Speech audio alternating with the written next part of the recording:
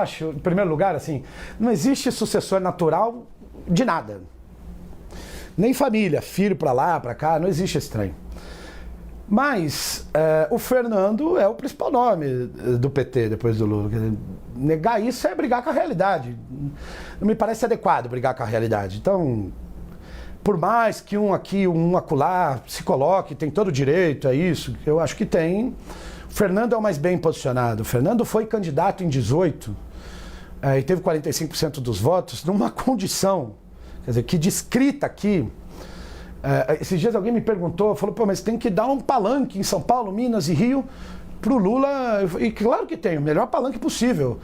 Agora, em 18, o Haddad se atirou numa campanha com um monte de gente escondida debaixo da mesa, e o palanque que ele tinha era de gente de muito valor, muito corajosa, mas não tinha densidade eleitoral. Era Márcia Tiburi no Rio, era o Marinho em São Paulo, o Dr. Rosinha, Miguel Rosseto e etc. Então, essa pressão exagerada, que não é do Lula, né? Porque o Lula e o Haddad têm uma relação que quem se mete nela perde, né? Porque o Haddad é o ministro mais longevo do Lula, 10 anos de ministro do Lula, né?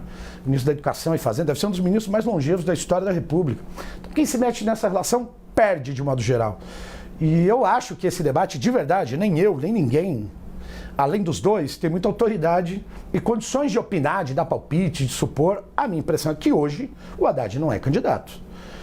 E é uma impressão forte, também baseada não só nas afirmações públicas dele, mas o que ele fala para mim, né?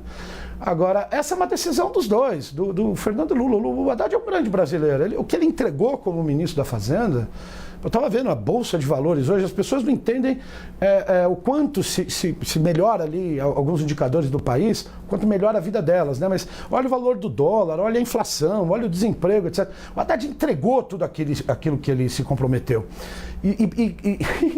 Eu falei, eu gosto de falar isso sobre o Haddad, né? Porque todo mundo fala assim, no casamento é melhor ter paz do que ter razão. O Haddad prefere ter razão do que ter paz.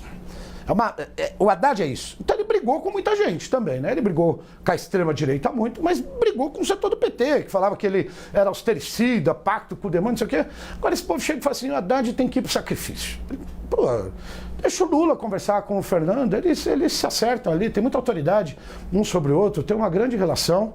O Fernando tem a responsabilidade com o país, que demonstrou, não agora, que a gente está à frente do governo, que o Bolsonaro, a direita, tem as suas dificuldades, etc. O Haddad, ele demonstrou isso ao presidente Lula, indo toda santa segunda-feira visitar o presidente enquanto ele estava encarcerado, na eleição mais difícil da nossa história. As pessoas não lembram, Tainá e Uribe, mas o Haddad respondeu 34 processos judiciais e uma parte grande deles depois esses processos foram arquivados com um procurador admitindo em juízo que perseguia o Haddad. Quer dizer, o Haddad foi condenado em primeira instância, e a mãe do Fernando adoeceu com isso, faleceu um pouco depois. O Haddad saía do velório da mãe para garantir votação no Congresso. Assim. Eu sou muito suspeito de falar do Fernando, achei ele um grande brasileiro, e tenho muita dúvida da autoridade das pessoas de falar, tem que ser, nha. A minha convicção é que no momento adequado ele e o Lula se ajustam e se acertam. Tem uma metáfora do futebol, e às vezes governo, partido, parece um pouco isso, né? Alguns dirigentes, etc. Que é o volante palminha, que fica, defende, ataca, o povo fica para dar, ataca, defende, recua, muda de opinião, etc. E eu gosto de ver o Haddad jogar assim, ele vai, volta, tem lá o tempo político dele para madurar as ideias, etc. Enfim, acho que... E vamos combinar aqui que o palanque do presidente Lula em São Paulo é espetacular. O Alckmin, ele tem direito sagrado de ser o vice. Agora, se ele falar quero ser candidato a governador, ele é competitivo contra o Tarcísio. Se a Simone transferir o título, você tem uma mulher que não chega a ser conservadora, de direita, mas uma mulher moderada, que demonstrou uma dignidade, uma espinha ereta no último período. Você tem o Boulos, que talvez seja uma das lideranças populares mais importantes da última década. Você tem a Marina, que seguramente está entre as 10 maiores ambientalistas do mundo.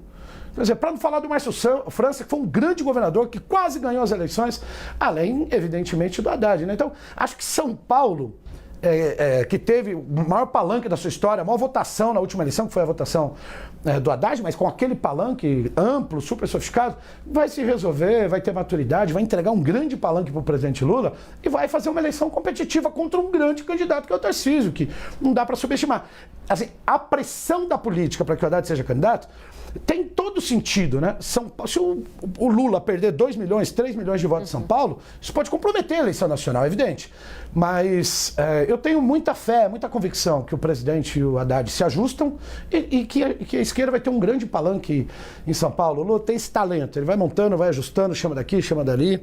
Acho muito provável que a gente tenha o melhor palanque em anos, em anos, em anos em todo o país.